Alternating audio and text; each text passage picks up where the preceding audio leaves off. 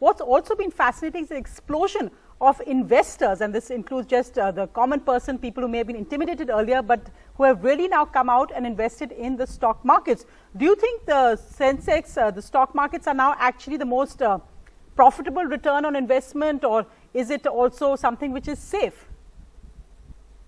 I think last 8-10 years there is true, because somewhere on the line there has been a kind of a belief that has kind of come in that stock markets are worth investing. Earlier, stock markets did not have that great reputation, but given the liquidity, literally for a small investor, there is a great liquidity, very little cost, and at the same time great returns. In fact, if you look at, say, last 6 years, Sensex was 30,000 in 2015. Today it's 60,000.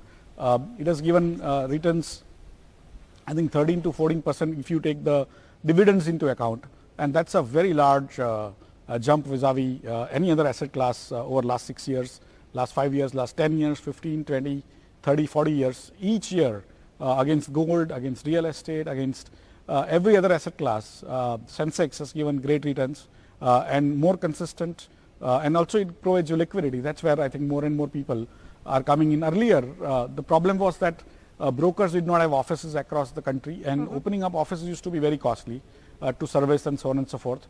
Because of the mobile related activities today, since mobile has reached out to literally every Indians, and also the bank account has reached out to every Indians. Now it's easy for the brokers to open accounts. The new age brokers have started opening accounts very aggressively, and we see huge number. Literally, we are getting more than 1 lakh investors coming into the Indian stock markets for last almost several months, especially during COVID, and that is telling you the kind of pressure that is coming through hinterland of India. In fact, earlier, if you recall, I recall even during the budget